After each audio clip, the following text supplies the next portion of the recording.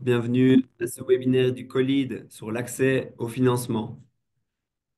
On est ici en direct depuis Bruxelles et depuis le Cameroun avec notre expert local Claude. Bonjour Claude. Bonjour Brice. D'accord. Bonjour à tous. Bienvenue à ce webinaire du Coléade. Donc, notre agenda pour cette journée, d'entrée de jeu, nous allons faire une petite introduction qui sera présentée par Brice. Suiviendra une présentation de la compréhension des instruments de financement. En troisième point, nous aurons les critères d'éligibilité aux différents instruments de financement. Je vous assure, ce sera une partie assez intéressante. En quatrième point, nous ferons un bref résumé et nous déroulerons les prochaines étapes à la suite de ce webinaire. Et à cinquième point, ce sera la phase des questions-réponses que je co-animerai avec Brice naturellement. En guise d'introduction, très rapidement, on va essayer de voir qu'est-ce que le Goliath, une présentation des présentateurs et puis le contexte qui sous-tend cette série de webinaires. Cette partie sera présentée par Brice. Brice, je te laisse la parole là. Génial, merci beaucoup Claude. Alors, peut-être un premier petit mot sur le COLID. On peut aussi le prononcer COLEAD, ça dépend. Mais le COLID, c'est le Comité de liaison entrepreneuriat, agriculture, développement. Avant, on s'appelait le COLEACP et on a changé de nom il y a 2 ans pour mieux refléter nos interventions. Moi, je suis Brice Moureau, je suis en charge du département de l'accès au financement au COLID. Alors, très rapidement sur le COLID, on est une ASBL du secteur privé dédiée au développement du secteur agricole. On fait du renforcement de capacité pour le secteur privé et le secteur public. Notre mission, c'est de favoriser la contribution du secteur agricole à l'atteinte des objectifs de développement durable. On est à la fois un réseau et une boîte à outils pour les acteurs du secteur agricole. On est une boîte à outils parce qu'on fournit de l'assistance technique, mais aussi des formations et des outils pour tous les membres du secteur agricole. On est un réseau de plus de 500 membres éparpillés dans 50 pays. On est dans l'écosystème depuis 50 ans et aujourd'hui avec plus de 80 personnes distribuées dans 4 bureaux et des relais nationaux dans tous les pays. On a aussi un réseau de plus de 1200 experts sous contrat cadre qui sont là pour vous aider, vous, nos partenaires bénéficiaires, sur tous les sujets sur lesquels vous pouvez rencontrer des problématiques. Ça va de la santé des plantes à la certification, aux techniques de production et à la gestion des affaires. On travaille pour le compte de nos principaux bailleurs de fonds qui sont l'Union européenne et l'Organisation des États ACP. Et ce webinaire est organisé dans le cadre du programme Fit for Market Plus qui est financé par l'Union européenne. Mais revenons au sujet qui nous intéresse aujourd'hui, l'accès au financement. On peut passer à la slide suivante. On sait tous que l'accès au financement est un énorme problème dans l'agriculture. Beaucoup d'entreprises souhaitent se développer mais n'arrivent pas à obtenir les financements dont elles ont besoin pour concrétiser leur projet. C'est probablement la raison qui vous pousse à être présent aujourd'hui à ce webinaire. Il y a plusieurs raisons qui peuvent expliquer cette situation. Premièrement, les risques liés à l'agriculture. Deuxièmement, l'absence d'offres de financement adaptées à ce secteur, mais aussi le manque de connaissances financières de la part des entreprises agricoles. Le COLID se positionne depuis des années en tant qu'aide des MPME sur cette problématique, dans l'objectif de permettre aux entreprises agricoles de renforcer leurs connaissances pour obtenir du financement plus efficacement. Comme vous le savez, il faut cocher un certain nombre de cases pour parvenir à obtenir du financement de la part d'un fonds d'investissement ou d'une banque ou d'un organisme qui distribue des subsides. Ces conditions, c'est avoir un modèle d'entreprise viable, avoir un plan d'affaires solide, avoir un plan financier robuste et ensuite seulement identifier et s'engager auprès d'une source de financement. Chaque PME possède un degré de maturité différent en termes de préparation à l'investissement. C'est pour ça qu'au Colide, on a développé une série de formations et de webinaires structurés selon ce que vous voyez maintenant à l'écran, qui est notre parcours de préparation à l'investissement. En fonction de votre maturité, vous pouvez choisir la formation qui vous aidera à passer à l'étape suivante. Ce webinaire, il fait partie d'une série de 4 webinaires qui sont utiles pour les PME qui sont à l'étape 3, l'étape que vous voyez ici à l'écran de la mise en relation. C'est-à-dire que ces PME ont déjà validé leur business model, leur modèle économique, c'est-à-dire qu'elles sont viables, elles font du profit. Elles ont un plan d'affaires robuste, ça c'est l'étape numéro un. Elles disposent d'un plan financier, c'est l'étape numéro 2. Et aujourd'hui, elles sont prêtes à rechercher des options de financement. Pour tous les participants au webinaire aujourd'hui qui ne sont pas encore à ce stade, à l'étape numéro 3, pas de problème. Vous avez un accès aux formations du niveau 0, du niveau 1 et du niveau 2. On va distribuer les slides après ce webinaire et vous aurez accès à tous les matériels de formation qui correspondent à ces niveaux de maturité. Mais revenons plus précisément à cette série de 4 webinaires qui sont présentés à la slide suivante. Pourquoi 4 webinaires uniquement sur la mise en relation? Eh bien, parce que identifier la bonne source de financement est à la fois important et complexe. On y reviendra un peu plus tard. Ce processus, il peut être résumé en 4 étapes. Pour la première étape, on a déjà organisé un webinaire qui est disponible en ligne sur notre chaîne YouTube. On va vous partager le lien ici, où on présentait 4 plateformes qui listent des sources de financement disponibles en Afrique subsaharienne pour un projet agricole. À l'issue de ce webinaire, on a réalisé avec l'audience qu'il restait une question. Une fois qu'on a identifié les sources de financement disponibles dans ma région pour mon projet, ça reste difficile de comprendre qui elles sont, ces sources de financement, et qu'est-ce qu'elles offrent exactement comme instruments financiers. C'est pourquoi on a planifié 3 webinaires supplémentaires. L'épisode 2 a lieu aujourd'hui et on se concentrera sur la compréhension des différents instruments de financement adaptés à l'agriculture et à leurs critères d'éligibilité. Dans l'épisode suivant, en juin, on se concentrera sur la manière de choisir l'option la plus pertinente pour votre projet spécifiquement. Donc, passez en revue votre projet pour comprendre quelle option de financement serait la plus pertinente. Et enfin, dans le dernier épisode, qui sera donné en juillet, on vous donnera les clés pour contacter et communiquer efficacement avec les sources de financement que vous aurez choisies. Mais là, vous m'avez déjà entendu parler de beaucoup de termes techniques. On peut passer à la slide suivante. Les termes techniques, c'est source de financement, type de financement, instrument de financement et puis option de financement. Quelle est la différence entre tous ces termes? Eh bien, il y en a une, et pour bien comprendre le webinaire d'aujourd'hui, c'est important de comprendre ces différents termes techniques et ce qui les lie entre eux. Prenons donc 2 minutes pour nous attarder à ces termes et assurer une compréhension de ceux-ci. Si on passe à la slide suivante, on voit que un instrument de financement spécifique, ça peut être par exemple, ici sur la colonne de droite, vous avez des exemples. Un instrument de financement, ça peut être un prêt à court terme de 50 000 dollars. D'autres instruments de financement, ça peut être une dette à long terme, un subside, un prêt convertible, une ligne de crédit, etc., etc. Il y en a beaucoup. Les instruments de financement sont des produits ou des outils financiers spécifiques utilisés par les sources de financement pour répondre aux besoins financiers des PME agricoles. Je suis toujours sur la première ligne ici. Ensuite, un instrument de financement, on peut dire qu'il appartient à un type de financement. Il y a différents types de financement. Il y a les dettes, les fonds propres, et puis il y a aussi le financement en interne et tout ce qui est subside. Les types de financement, en fait, ce sont des catégories de méthodes de financement basées sur la façon dont on va rembourser. Est-ce qu'on rembourse en traite? Est-ce qu'on rembourse en titre de propriété? On va en parler un peu plus dans le webinaire. La troisième ligne, vous voyez une source de financement. Une source de financement, ça peut être par exemple une banque locale. Ça peut être aussi un établissement de microcrédit, un fonds à impact, une agence gouvernementale et plein d'autres. Une source de financement, c'est juste une organisation qui fournit des instruments de financement, des produits financiers, notamment aux PME du secteur agricole. Maintenant, la combinaison d'un instrument de financement qui appartient à un type de financement et qui est proposé par une source de financement, cela représente une option de financement pour votre projet agricole. Voilà, ça fait beaucoup de termes techniques en même temps, mais soyez rassurés, on va les parcourir ensemble durant tout ce webinaire. Justement, comment ce webinaire sera-t-il structuré et pourquoi il est important d'identifier les bonnes options de financement? On va commencer par pourquoi c'est important d'identifier les bonnes options de financement. Il y a 3 raisons principales à ceci. La première, c'est que ça nous permet d'augmenter les chances d'obtenir un financement. Quand on sait quelle est la bonne source de financement pour notre type de projet, on évite de perdre du temps à contacter toutes les sources de financement et on s'oriente directement sur celle qui a le plus de chances de nous répondre positivement.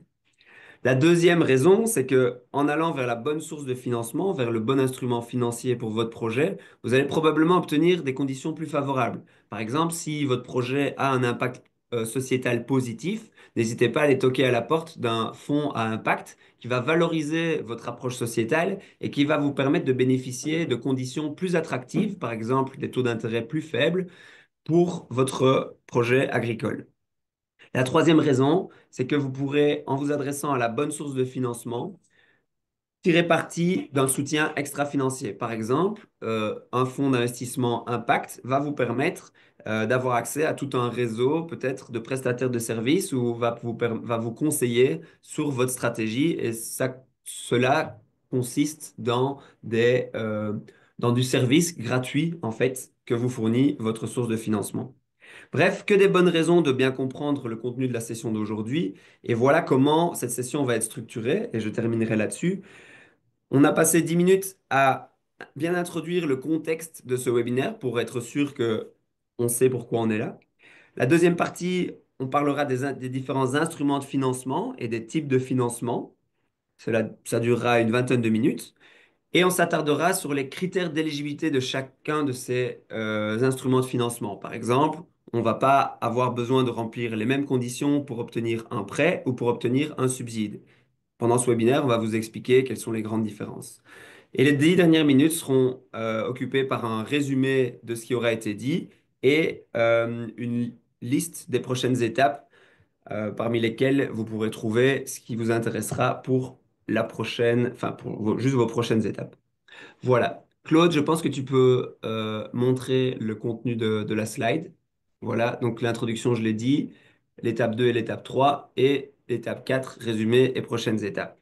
Voilà, maintenant, assez parlé de mon côté. On est heureux d'avoir pu bénéficier du soutien de Claude et de ses 15 ans d'expérience dans le financement d'entreprise pour nous accompagner à travers ce webinaire et répondre à nos questions. Claude, je te laisse prendre la main.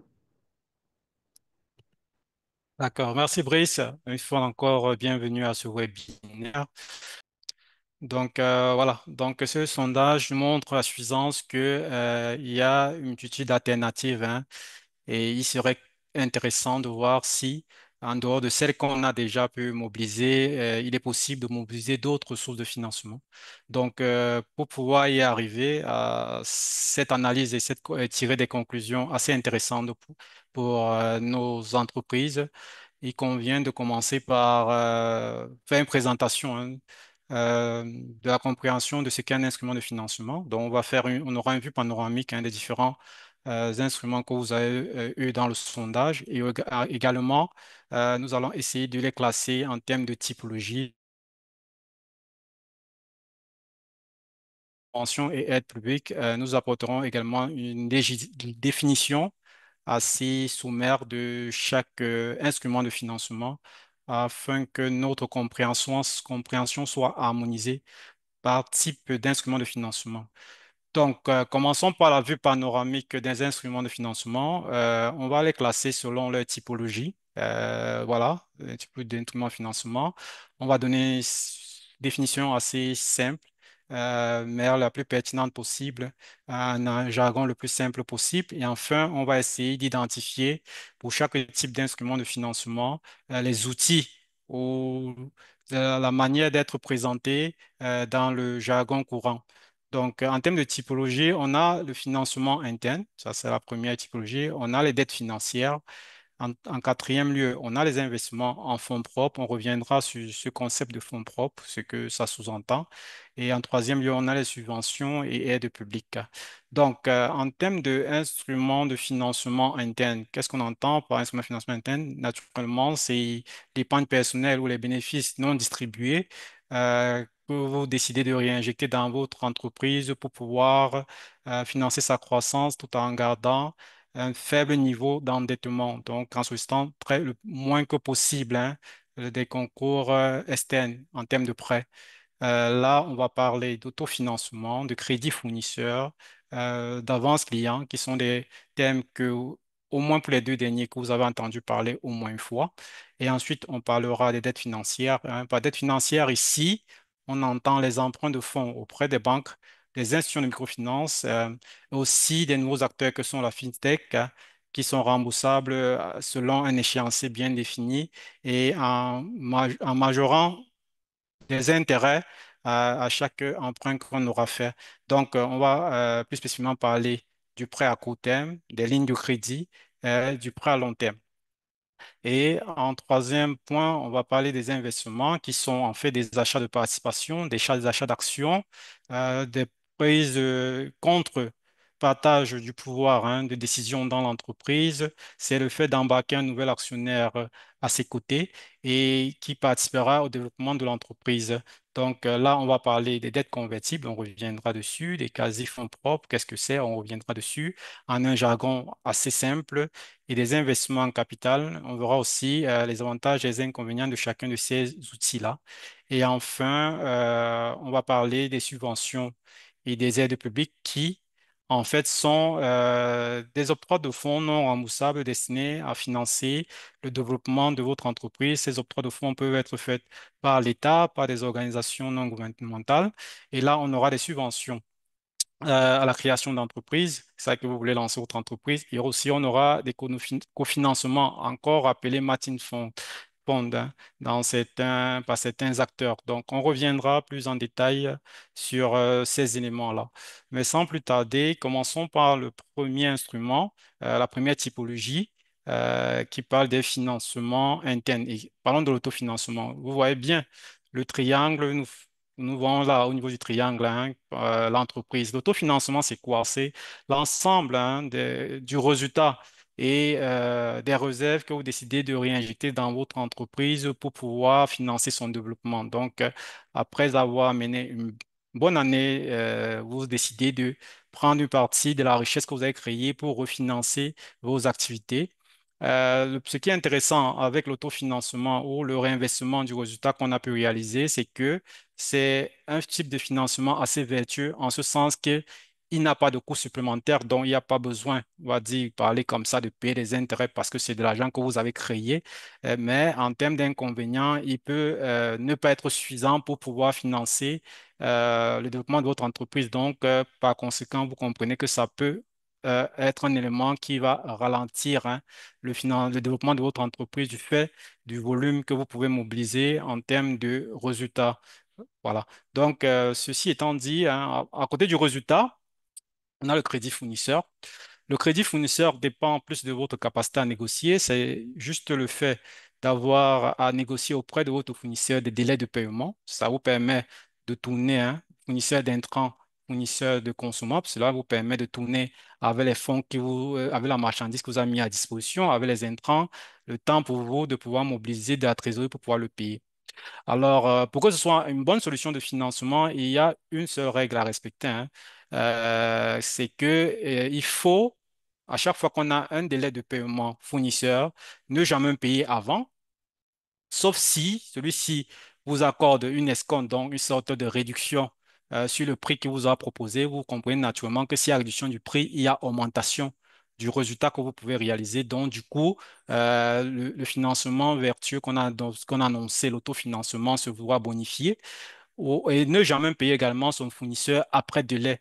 Parce que l'un des inconvénients, c'est que si vous ne respectez pas ces délais, le fournisseur, ça peut détériorer votre relation commerciale avec votre fournisseur. Donc ça, c'est le principal inconvénient.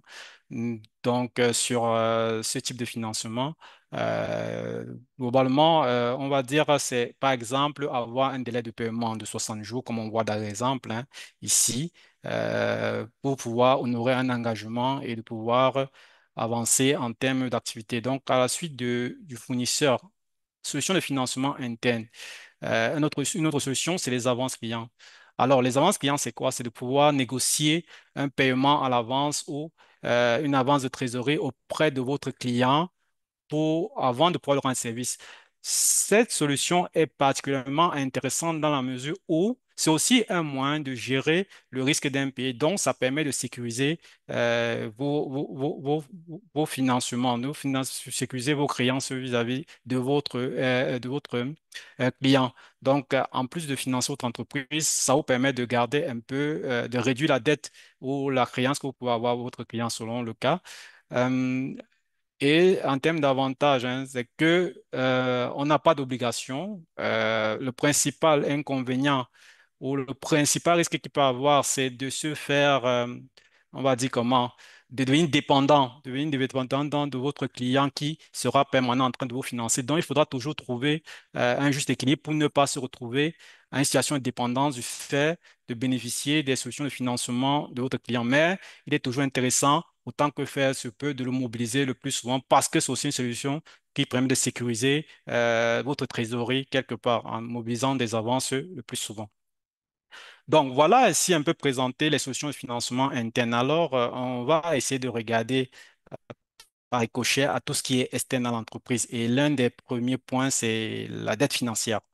Euh, En matière de déontologie de financement, on va se dire de manière simple, avant de revenir, hein, de venir en détail sur ce qu'est le prêt à court terme et ce qu'est le prêt à long terme, on va se dire de manière simple qu'il y a une règle à respecter en permanence, c'est que les dettes hein, qu'on sollicite à court terme doivent pouvoir financer des besoins à court terme et les dettes qu'on sollicite pour un long terme doivent financer des besoins à long terme. On reviendra très en détail dessus, mais s'il fallait retenir quelque chose là d'entrée de jeu, je vous dirais, si vous retenez ce principe-là, vous êtes un bon gestionnaire de trésorerie par essence déjà. Vous avez les prérequis pour être très bon gestionnaire de trésorerie en retenant juste ce principe-là. Donc, commençons par les besoins à court terme. Donc, vous comprenez que le prêt à court terme va destiné à financer le besoin à court terme. Ça veut dire les dépenses d'exploitation, si vous manquez de trésorerie pour pouvoir payer des salaires, si vous manquez de trésorerie pour pouvoir financer une campagne agricole à court terme, donc, le délai maximum d'un financement à court terme, c'est tout dépense que vous allez engager qui a une durée de maturité pour que vous puissiez entrer en fonds, des fonds de moins de 12 mois. Et là, ces solutions de financement offertes par les banques commerciales, les microfinances, les sociétés de fintech telles que Orange Money et autres qui sont aujourd'hui en train de se mettre en place et qui offrent des financements qui peuvent aller euh, jusqu'à 3 mois. Donc, le principal avantage, c'est la facilité de mobilisation de ces solutions de financement. C'est souvent très rapide à mobiliser.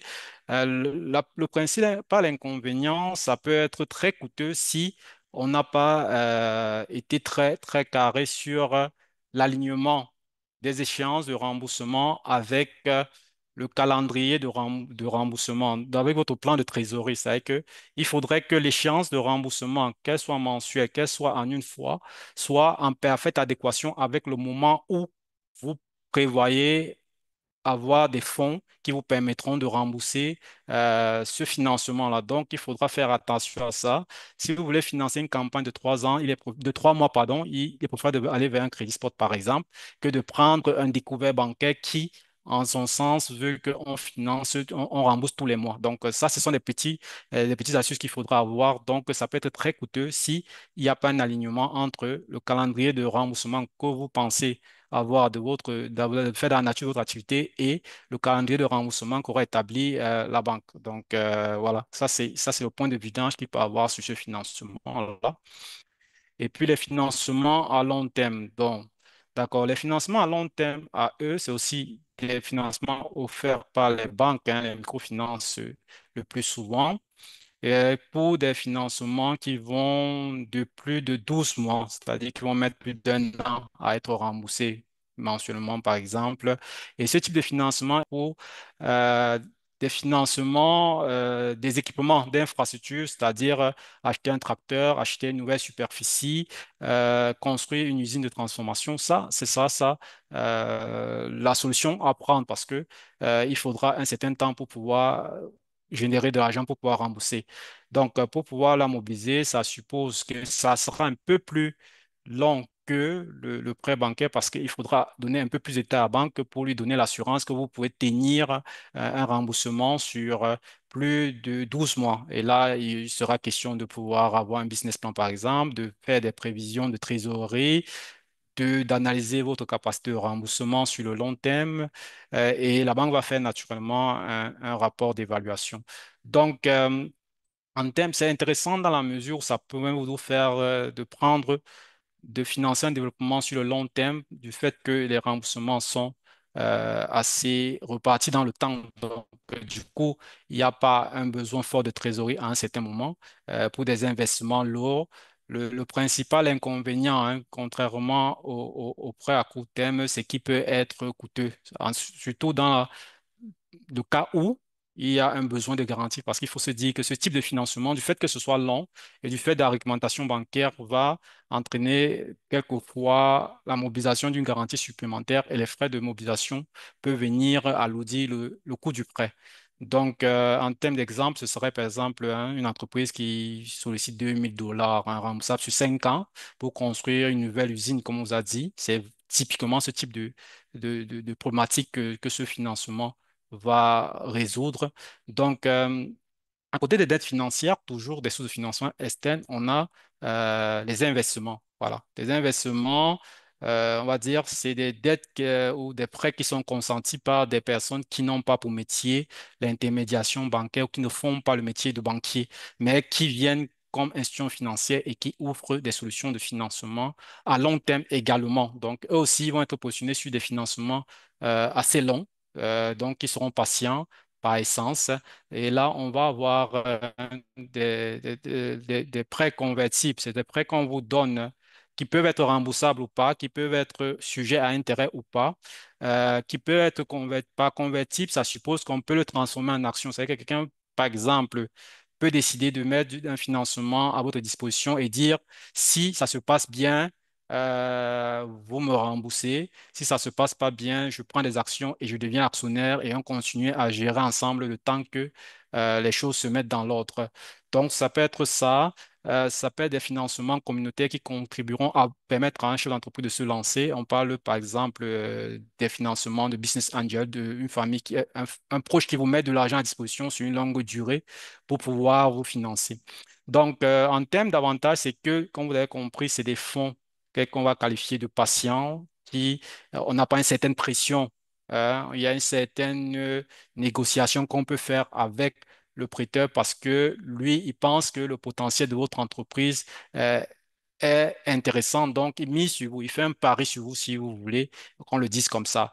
Le plus gros inconvénient, que ce sera encore un peu plus long que le prêt bancaire, en ce sens que si il faut investir sur le potentiel de votre entreprise, cela suppose que on puisse creuser en profondeur pour pouvoir comprendre le potentiel de votre entreprise et naturellement, il peut avoir une complexité en termes de documentation. On va vous demander par exemple de signer un pacte d'associés qui encadre bien, un contrat qui encadre bien les conditions de remboursement ou de conversion de ce financement.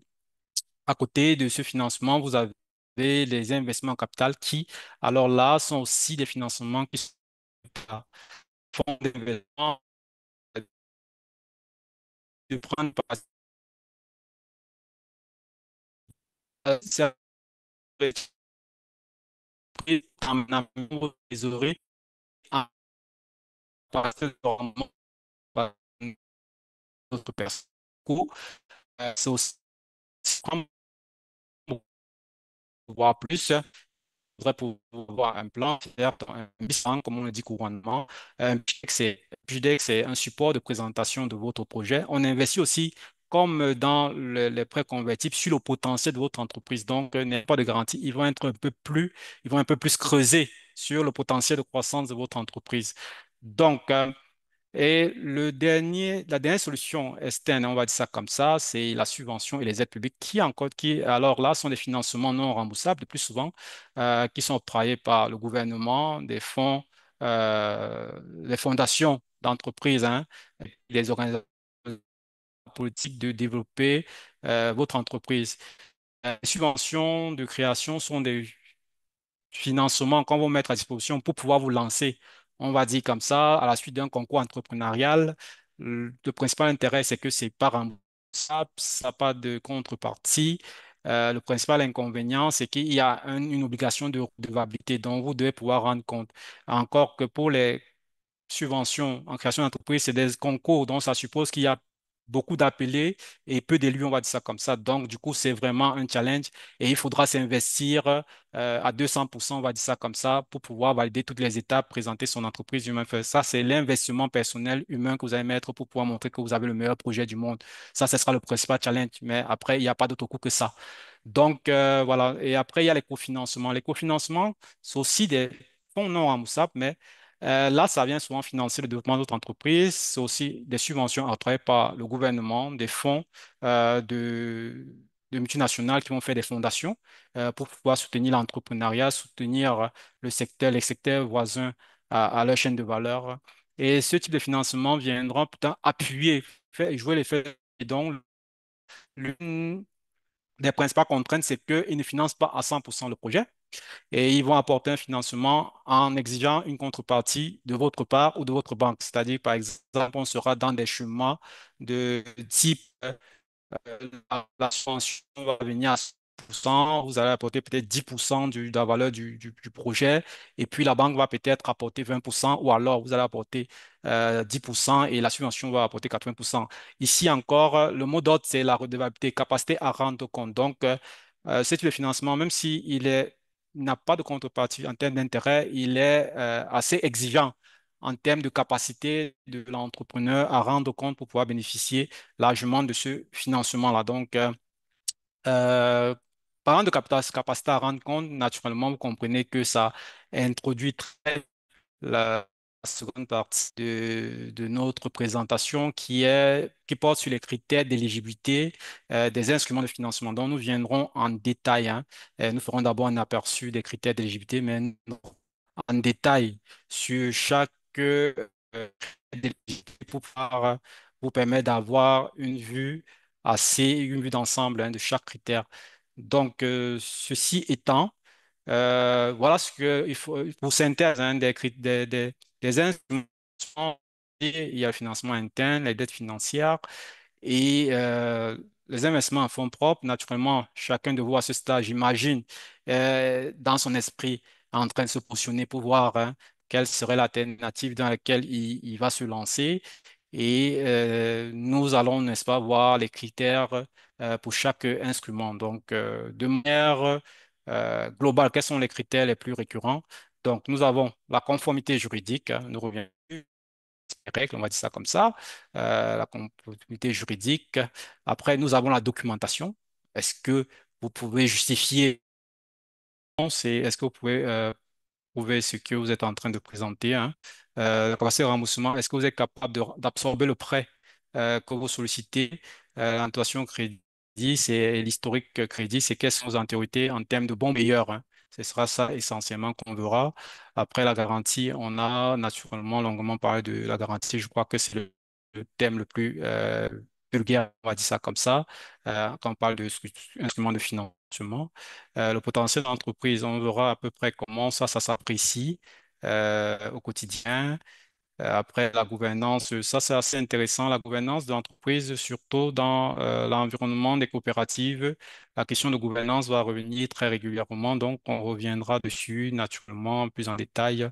Et enfin, l'impact, c'est-à-dire les résultats non financiers. Quels sont les, l'incidence du financement sur la population riveraine, sur l'environnement? Ça, on reviendra plus en détail dessus. Donc,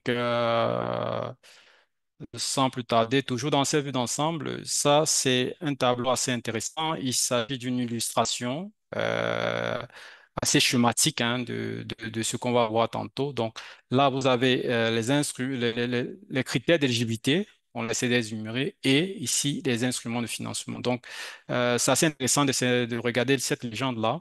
Donc, quand vous avez un croix, un X tout simplement, ça veut dire que c'est un critère obligatoire. Quand vous avez un X dans des parenthèses, ça veut dire que la documentation pourra être sollicitée. Donc, s'il faille lire ce tableau, si, à titre d'exemple, hein, si on prend par exemple les dettes convertibles, on va dire il faut être formalisé, la conformité juridique sera exigée, la documentation sera exigée.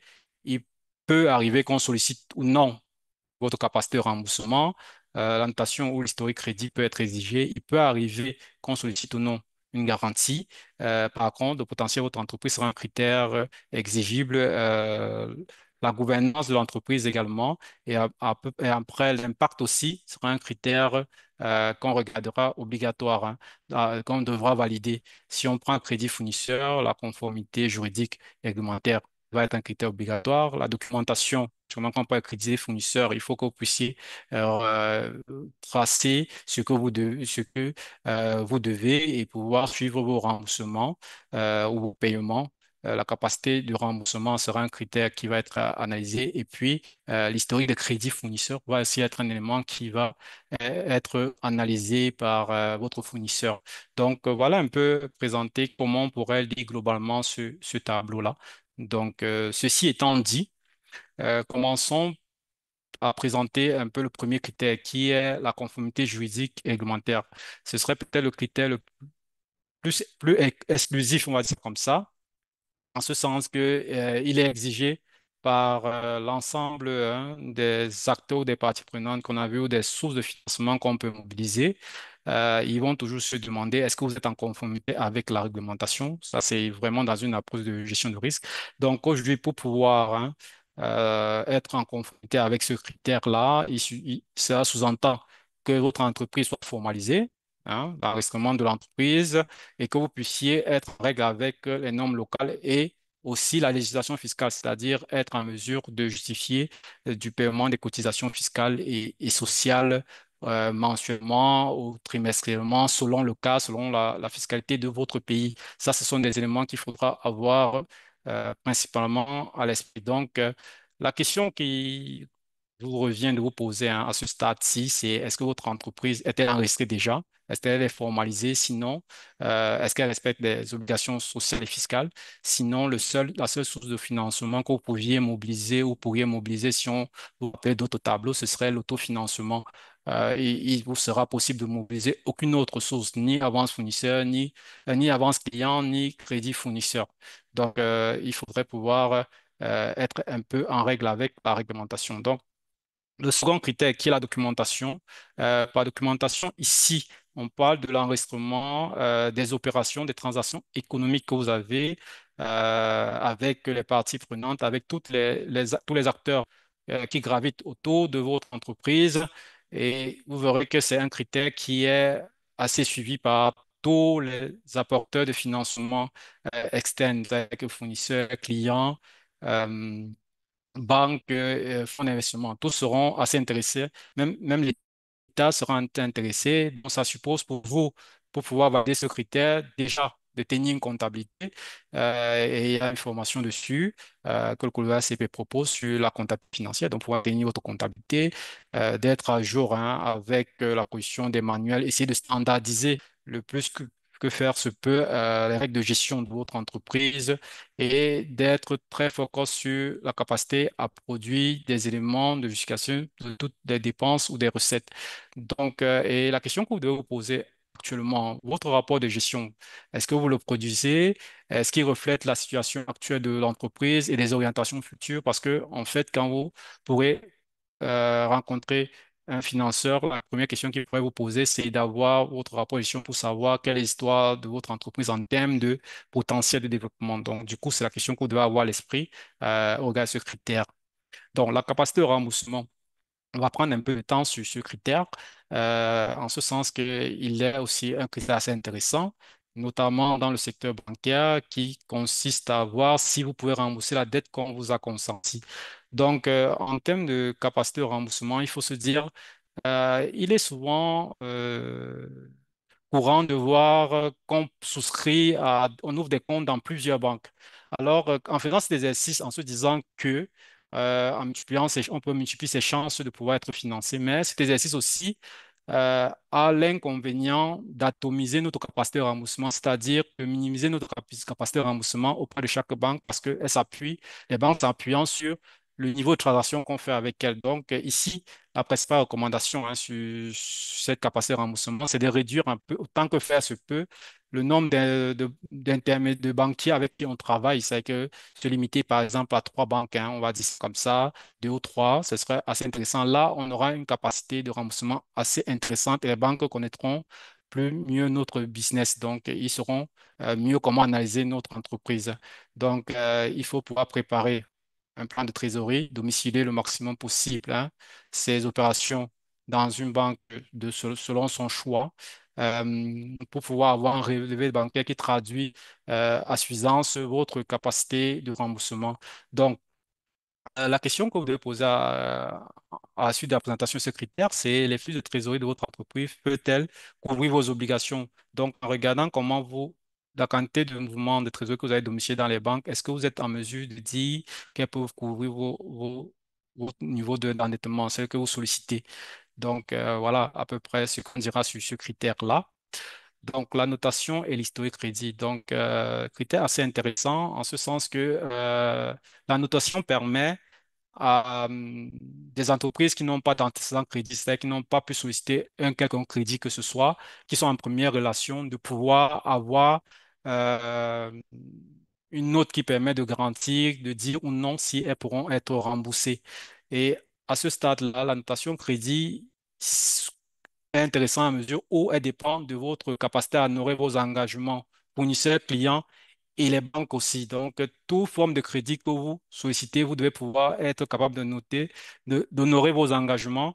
Et c'est à partir de ça, les acteurs de la fintech, par exemple, vont s'appuyer beaucoup sur la notation crédit parce qu'ils n'ont pas votre historique de banque, contrairement à un banquier. Et sur cette base de la notation, basée sur vos capacités à respecter vos engagements, à tenir la promesse de paiement que vous avez consenti à toutes les parties prenantes possibles, ce sera l'élément d'évaluation de votre entreprise. Donc, ça, avec l'émergence de la fintech, c'est assez intéressant aujourd'hui de s'intéresser à la notation crédit et comment ça se passe. Donc, la question qui revient à se poser, si vous n'avez pas d'historique à votre banque, si vous avez un historique, c'est est-ce que j'ai bien remboursé mes échéances? Qu'est-ce que je fais pour, si c'était pas le cas, essayer de documenter le pourquoi et mettre en place un plan d'action pour améliorer votre capacité de remboursement. Si vous n'avez pas d'historique avec la banque, c'est est-ce qu'aujourd'hui, je peux avoir une notation crédit et quelle est ma cote crédit? Avoir sa cote crédit, c'est aussi pouvoir discuter avec son gestionnaire, hein, naturellement, si vous êtes dans une banque, pour voir, hein, il vous dit à peu près quel est votre cote de crédit, c'est pouvoir échanger avec son gestionnaire dans la banque sur les potentiels remboursements futurs. La garantie, c'est un peu comme un collatéral, on va dire ça comme ça, un actif que vous mettez à disposition pour pouvoir couvrir le risque de non-remboursement. Comme on l'a dit tantôt, si elle est souvent mobilisée le plus souvent dans des prêts à long terme. Donc, et quand vous avez une garantie, ça permet à la banque de prendre un certain risque. Les couvertures de risque pourront aller de 100 à 150% selon les réglementations. Donc, les dispositions à prendre, c'est déjà quand vous faites des acquisitions, vous rassurez en permanence que vous les faites au nom de l'entreprise et pas à votre nom personnel pour pouvoir les apporter aisément en garantie. Le plus souvent, ce sera ça la principale chose à faire, hein. Et tenir aussi une évaluation à jour de vos actifs. Donc, combien ça vaut quelquefois. Ne le faites pas pour le faire, ça passe à un coût. Donc, quelquefois, à un moment de solliciter un prêt, commencez à vous intéresser à la valeur de votre actif. Donc, la question à vous poser aujourd'hui sur ce webinaire, c'est est-ce que les actifs sont au nom de l'entreprise? Les actifs que vous voulez offrir en garantie, est-ce qu'ils sont au nom de l'entreprise? Ou sinon, quel est le plan d'action que vous pouvez mettre en place pour pouvoir transférer ces actifs au nom de l'entreprise? Ça, c'est ce qu'on peut se dire à ce niveau. Donc, le potentiel développement de votre entreprise. Là, vous avez vu que c'est un critère qui est assez intéressant pour les subventions, les prêts, les investissements en capital, les quasi-fonds propres aussi, les solutions de financement externes alternatives aux prêts bancaires. Ça, c'est le potentiel d'entreprise, c'est sûr. Ils vont parier sur votre capacité à vous développer. Donc, là, on va parler de capacité de croissance actuelle et future. Ça veut dire que croissance, vous entendez parler quelquefois de croissance interne, c'est-à-dire le chiffre d'affaires, capacité à générer du chiffre d'affaires, ça sera un élément, mais aussi capacité à être démultiplié, c'est-à-dire à créer, par exemple, des agences, on va dire ça comme ça, sur le territoire, dans d'autres pays des capacités à reproduire le modèle sur d'autres pays, ça sera des éléments qui vont entrer dans le potentiel de développement de l'entreprise. Donc, et ça sera intéressant pour déjà vos fournisseurs, vos clients, qui sont agroalimentaires, les banques aussi, les microfinances. Ça aussi, c'est souvent pour pouvoir apprécier le développement de votre entreprise. Ça sous-entend une communication assez fluide avec ces parties prenantes-ci, où vous échangez sur les perspectives de croissance, vous rédigez un business plan, hein, déjà, basé sur l'actualité de votre secteur et le modèle de croissance. vous essayez de valider vos projections financières. Donc, la question à se poser, c'est les prévisions de croissance actuelles, hein, reflètent la réalité de votre entreprise en termes de potentiel, en termes de perspective. Et notre septième point, nous verrons la gouvernance d'entreprise. La gouvernance d'entreprise, c'est la manière de gérer l'entreprise, tout simplement. Et là, on va dire globalement, c'est est-ce que vous avez formalisé les règles de gestion? Est-ce qu'il y a une séparation de pouvoir? Est-ce qu'il n'y a pas une centralisation des décisions? Est-ce que vraiment chaque organe de décision joue son rôle? Ça, ce sera les questions à se poser. Donc, il faut se construire un conseil d'administration, un conseil de séparer l'exécutif, on va dire ça comme ça, du délibérant, c'est-à-dire le conseil d'administration pour les coopératives, séparer bien la fonction de PCA et celui du directeur général. Ça, ce sera les éléments qui vont être voir. Et puis, formaliser les procédures, hein, avoir des politiques de gouvernance, manuels de procédure et tout ce qui va avec, et des comités de contrôle aussi. Donc, la question à vous poser, c'est votre entreprise est-elle dans de bonnes mains? Existe des lignes directrices? Quand on parle de lignes directrices, c'est des procédures et des règles de gestion formalisées qui permettent de bien clarifier la gestion de la décision. Donc, qu'on ne se retrouve pas face à des risques décisionnels. Ça, ce sont des éléments qui vont valider naturellement certains investisseurs, les fonds d'investissement, l'État pour des subventions, pour aussi regarder ces problématiques de gouvernance, surtout dans les coopératives, pour pouvoir donner une subvention. Ça va être des éléments qui vont être regardés. Et enfin, l'impact, c'est que euh, le financement qu'on va travailler, quels sont les résultats non financiers, sociaux, environnementaux que va générer ce financement-là. Donc, naturellement, c'est votre capacité à rendre compte.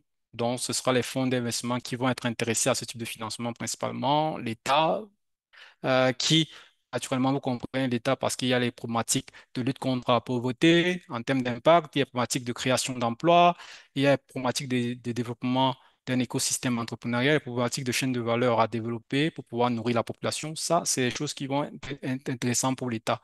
Donc, et là, pour pouvoir valider comment s'y prendre, c'est de pouvoir avoir un modèle d'entreprise à impact, c'est que vous êtes soucieux des problématiques environnementaux, des problématiques sociaux, et vous êtes soucieux du développement local de votre communauté, on va dire ça comme ça, développement d'économie locale. Ça, ce sont des éléments qui vous seront, euh, sur lesquels vous devez être vigilant.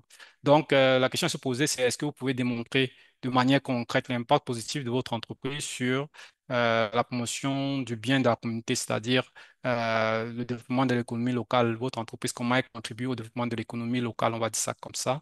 Globalement, ce sera ça ce qu'il faudra pouvoir démontrer. Donc, voilà un peu présenter les critères d'éligibilité et pour chaque type de financement. On essaie de voir quels sont les critères d'éligibilité, on essaie d'entrer dans le détail. Alors, il est temps de faire une synthèse et de présenter les prochaines étapes de ce webinaire. Donc, on va commencer par les principaux points à retenir. On va donner quelques conseils pratiques et on va décliner les prochaines étapes. Donc, les principaux enseignements. Déjà, on a parlé des principaux instruments de financement. On a dit l'entreprise elle-même peut financer le développement de ce projet. Et là, ça va être sous forme d'autofinancement, de crédit fournisseur, d'avance client. Et un seul mot, s'il fallait retenir un seul mot, c'est la capacité à être discipliné, c'est-à-dire en termes de gestion, ça sous-entend une forte discipline sur le plan de la gestion de l'entreprise pour pouvoir être correct avec ses fournisseurs, pour être correct avec ses clients et générer suffisamment de bénéfices pour pouvoir se financer. Donc là, ensuite, on a parlé des banques et des institutions de microfinance, y compris les instituts de fintech qui naissent aujourd'hui. Donc, ils vont se faire des financements par emprunt long terme, court terme, n'oubliez pas, on a dit s'il y avait une règle d'or à respecter à ce niveau, c'est que les emprunts long terme vont financer des besoins long terme et des emprunts court terme vont financer les besoins d'exploitation assez ponctuels. Donc, ça, c'est la principale règle d'or à respecter. À côté de cette règle d'or, on s'est dit qu'il faut toujours s'assurer de veiller à l'alignement entre la trésorerie, ces perspectives de trésorerie, c'est-à-dire d'entrée de flux d'argent et le tableau d'amortissement du prêt qu'on aura sollicité auprès de la banque. Sinon, très rapidement, on aura des problèmes de stress à grande intensité. Donc, à côté, on a parlé des fonds d'investissement qui sont des fonds d'investissement à impact. Et on s'est dit, ils vont se financer du long terme à partir des emprunts, des investissements en capital.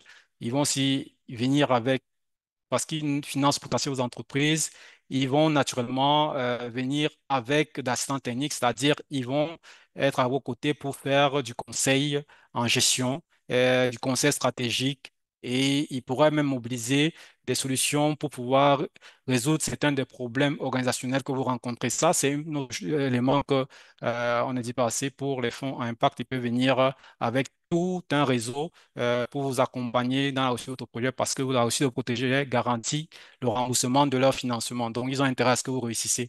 Là, il y aura, on a parlé des dettes convertibles, ça sous-entend les prêts d'honneur, les apports en compte courant associés et j'en passe. Donc, et enfin, on a parlé des organisations non gouvernementales, des programmes de développement des chaînes de valeur qui vont apporter de la subvention d'assistants techniques aussi. L'un des exemples en termes d'organisation non gouvernementale, c'est le COLEAD, des stratégies, des formations qui souvent sont gratuites pour pouvoir vous aider à développer votre entreprise. Donc, ça va être des subventions sur multiformes qui peut être de l'argent, qui peut être aussi de l'apport de compétences externes pour pouvoir vous aider à développer votre entreprise. Ça, ce sont des solutions de financement. Exemple, la plateforme de formation COLEAD qui est une solution qui contribue à la croissance de la productivité auto-personnelle, par exemple, et qui contribue, productivité personnelle sous-entend aussi autofinancement. Donc, vous voyez que indirectement, ça contribue à financer votre entreprise. Donc, quels sont les conseils pratiques que je donnerais à ce stade-ci déjà? En termes de conseils, il faut être le plus proactif possible. Donc, dès maintenant, il faut penser à travailler, à planifier dès le début. Donc, si vous le faites déjà, c'est très bien. Si vous ne le faites pas encore, et la culture du travail sur des budgets, sur des prévisions financières, pour pouvoir apprendre des écarts qui naissent de vos prévisions pour pouvoir documenter des éléments d'informations complémentaires si vous avez à échanger avec un apporteur de solutions de financement. Donc, rédiger un business plan. Rédiger un business plan, un plan d'affaires, c'est un peu votre boussole et le document de communication avec les parties prenantes externes qui apportent des solutions de financement. Donc, l'avoir et l'actualiser permet aussi d'avoir, dès que vous êtes en face d'un interlocuteur, qui puisse le lire et comprendre où vous allez, quelle est votre vision, quelle est la stratégie que vous mettez en place, quels sont les comportements du marché aujourd'hui et quels sont les risques et comment vous contournez ces risques-là. Donc, n'hésitez pas à l'actualiser. Il ne s'agit pas de rédiger aujourd'hui et de le garder, attendre 2 ans, non. Actualisez-le peut-être tous les 6 mois, au moins 2 fois par an ou une fois par an au minimum, et actualisez votre plan d'affaires.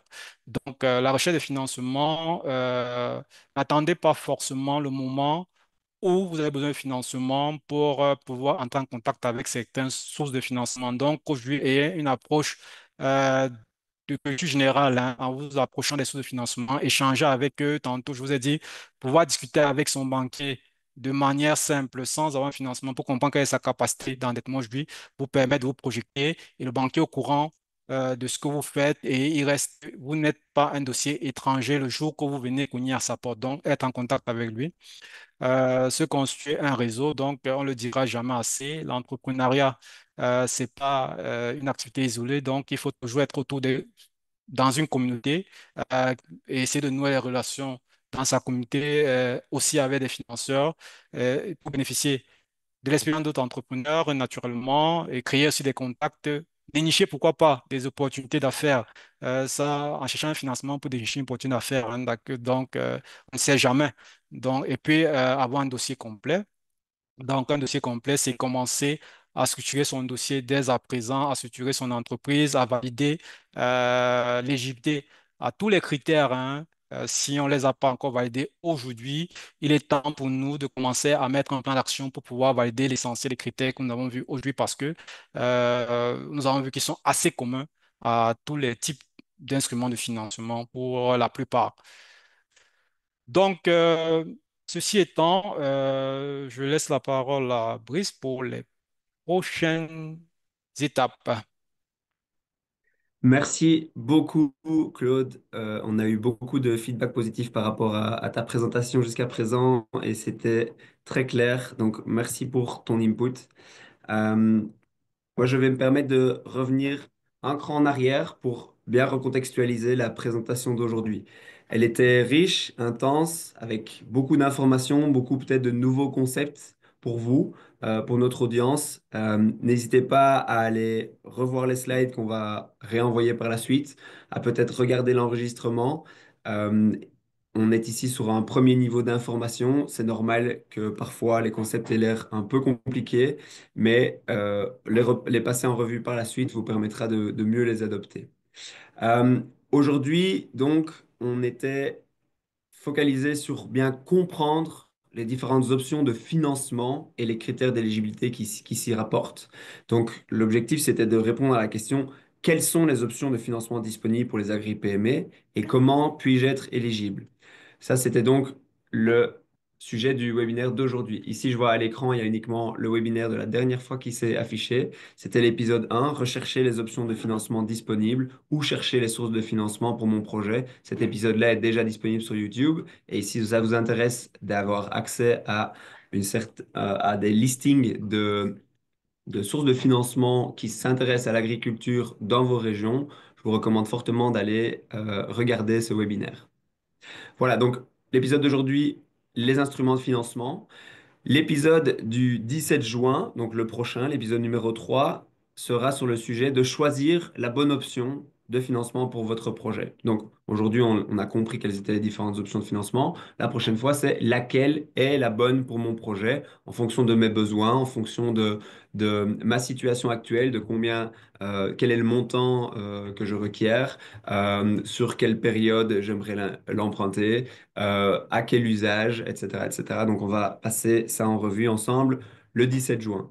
Et puis, le dernier épisode de la série, le 15 juillet, vous pouvez déjà vous enregistrer en cliquant sur les liens qui apparaissent dans le chat. Entrez en relation avec les sources de financement. Une fois qu'on a cette liste de sources de financement, qu'on sait le type de financement qu'on cherche par rapport à son projet, on doit encore rentrer en contact avec les sources de financement, c'est-à-dire leur présenter notre projet de façon efficace, arriver à parler leur langage, arriver à les convaincre de nous financer, et ce sera l'objet du dernier épisode.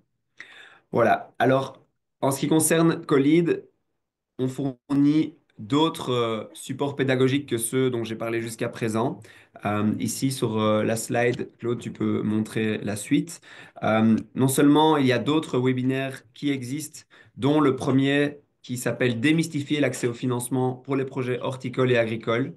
Ce webinaire, il dure 1 heure et il a pour objet d'introduire un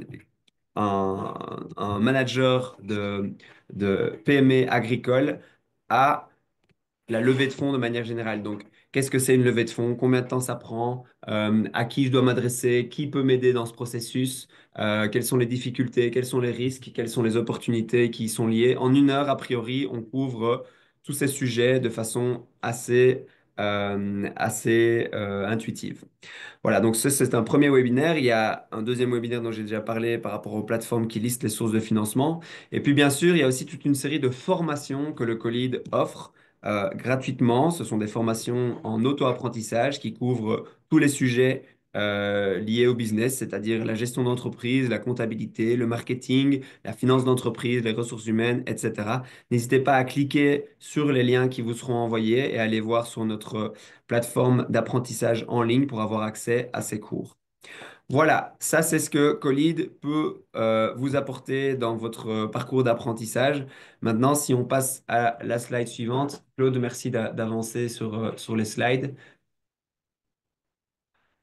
Claude, ouais, voilà. Donc ici, on va partager avec vous un très court sondage qui va vous permettre de dire dans quelle mesure vous avez appris des choses aujourd'hui.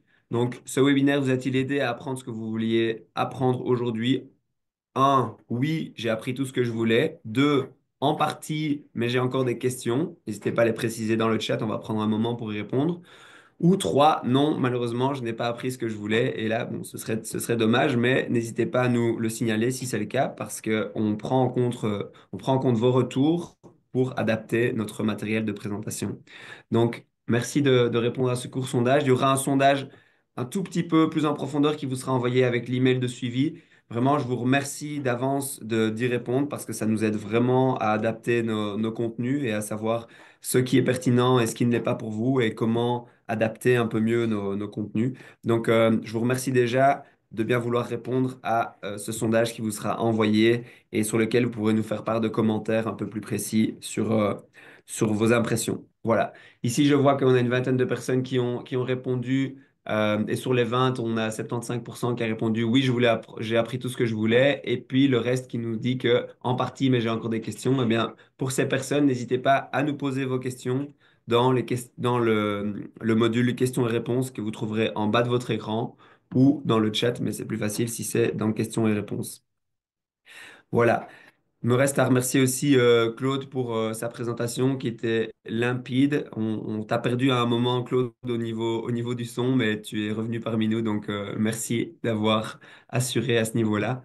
Euh, on peut maintenant passer aux questions-réponses. N'hésitez pas à nous en envoyer parce que pour l'instant, je n'en vois pas. Ça veut dire que tout était extrêmement clair. Pouvez-vous nous envoyer les liens pour y accéder? Voilà, je pense qu'on a envoyé les liens. Hop. Ah oui, je vois une question en anglais, c'est surprenant. Donc une question qui nous parle du gender lens financing, donc la thématique du genre dans le financement, qui nous dit que c'est une composante à prendre en compte. Eh bien, on est tout à fait aligné avec Mengli sur cette question. Effectivement, c'est une dimension que les sources de financement prennent de plus en plus en compte, surtout les fonds à impact, de mon point de vue. Claude, si tu as une réponse complémentaire à ajouter, n'hésite pas. D'accord. Non, c'est tout à fait ce que tu as dit, hein. Aujourd'hui, c'est un critère, hein, en termes de création d'emplois et la question genre devient un élément de différenciation car vous intégrez les problématiques de genre. Même dans la subvention, aujourd'hui, les problématiques de genre sont des éléments de différenciation qui permettront que votre projet soit sélectionné comparativement à un autre. Ça peut être un critère. euh, de choix de votre projet. Et aujourd'hui, il faut pouvoir le documenter le plus possible, être porté vers l'emploi jeune, la qualité de l'emploi, en plus du genre.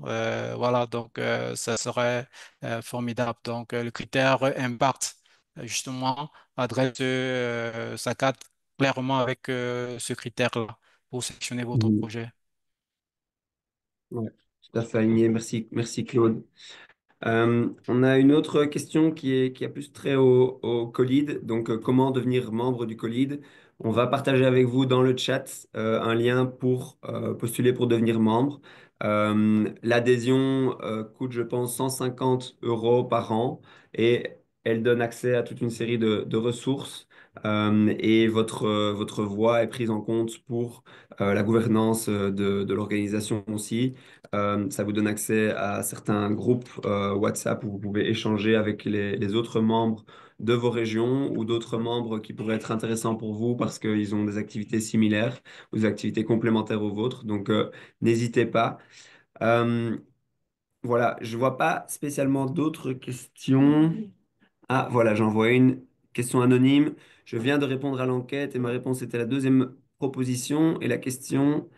Et les financements qui sont motivés par Colide est du type remboursable ou non remboursable? Alors, pour être très clair là-dessus, le Colide ne finance aucun projet, euh, aucune entreprise en particulier dans ces projets. Ce que le Colide fait, c'est financer du renforcement de capacité, soit à travers de formations, de webinaires. On a notamment une formation en auto-apprentissage sur les plans d'affaires. On a une formation collective sur les plans d'affaires. On a aussi une formation en auto-apprentissage sur le plan financier qui arrive. Et ce qu'on fait également, c'est que pour les entreprises qui soumettent une candidature sur notre plateforme et qui sont qualifiées comme étant pertinentes pour notre support, à ce moment-là, on peut euh, financer une mission d'expert sur une thématique liée à l'accès au financement. Donc, par exemple, on a déjà financé des missions d'expertise de 3 à 10 jours d'experts financiers qui vous accompagnent, si vous êtes déjà à une certaine maturité, qui vous accompagnent dans les dernières étapes de la sécurisation de financement. Donc, disons que vous avez déjà un business plan, un plan financier, vous êtes en train de contacter différentes sources de financement, vous avez un peu du mal à concrétiser ce projet, alors le Colide peut rentrer en jeu et financer un expert qui va venir vous appuyer sur ce de besoin en particulier. Voilà. Alors, autre question, est-ce que c'est possible de se rattraper sur le paiement de la cotisation si on est en retard d'une année ou d'un paiement, par exemple? Je pense que tout est possible. Il faut contacter notre adresse email association@collead.link pour ce genre de questions et on sera ravi de vous répondre. Voilà, alors je vois Thomas Victor Diatta qui nous dit, pouvez-vous nous envoyer par mail, mais ce n'est pas clair ce qu'on doit envoyer par mail. Donc n'hésitez pas. Ah oui, donc pour y accéder. Je pense qu'on a répondu entre-temps à votre réponse, à votre question, pardon. Ok, ok, parfait. Alors, je vois une autre question en anglais, encore une fois, c'est assez surprenant, mais on va essayer d'y répondre. Donc, nous avons initié une boîte pour le café. On a commencé avec du farming, on a planté 15 000 plants avec un projet de 50 000. Maintenant, on a 10 000 plants et ils sont dans leur troisième année. Ils commencent à produire, mais à cause du changement climatique, nous avons besoin de farming, resilient farming, donc de techniques d'agriculture résistantes au changement climatique. Et nous avons besoin d'introduire l'irrigation. Comment pouvons-nous obtenir une aide financière dans ces circonstances? Merci de votre réponse et de votre aide. Alors, Claude, est-ce que tu veux t'attaquer à cette question? Sinon, je peux y répondre comme tu veux. Bon, je te laisse la main. Je crois que là, il y a déjà l'assistance technique, déjà la mobilisation d'experts qui entre en jeu au-delà même des questions monétaires hein, sur cette problématique-là. Ouais, et de manière générale, moi, si j'étais à votre place, Monsieur Ismaël, je ferais des recherches dans mon secteur géographique pour bien comprendre quels sont les organismes qui peuvent peut-être subsidier de l'assistance technique à ce niveau-là. Donc, le COLID n'est pas actif sur la chaîne de valeur du café, en tout cas pas dans tous les pays. Donc, pas sûr que le COLID puisse répondre à votre demande spécifique là-dessus. Mais je suis sûr qu'en recherchant, on peut trouver des organismes qui sont capables de vous fournir de l'assistance technique. Et puis, on a aussi des fonds impact qui se spécialisent dans euh, l'agriculture résistante au changement climatique et les différentes techniques qui permettent d'être plus résilients. Donc, je ferai des recherches en particulier sur cette thématique-là. Je suis sûr que vous avez déjà débuté. Si vous avez une problématique un peu plus spécifique et un peu mieux décrite, on peut échanger par email. N'hésitez pas à nous contacter sur l'adresse access2finance@collead.link et on pourra également échanger à ce niveau-là. Voilà. Ok, mais je ne vois pas d'autres questions arriver maintenant. Il est 15h15, donc je pense on va pouvoir clôturer. Je tiens encore une fois à vous remercier, tous les partenaires bénéficiaires, tous les participants à ce webinaire. Merci pour votre participation ici. Et merci aussi, un grand merci à Claude pour la facilitation de cette session et le partage de ses connaissances. C'était très, très intéressant. Merci aussi en interne à Waiting et à Caroline qui ont aidé à préparer cette session et qui sont à l'initiative et à l'organisation de tout ça. Voilà, il me reste à vous dire à bientôt pour la prochaine session et merci encore une fois pour vos retours dans l'email de suivi. Ils nous aident vraiment. Voilà, merci à tous. À très- Merci à tous, à très bientôt. Merci Claude.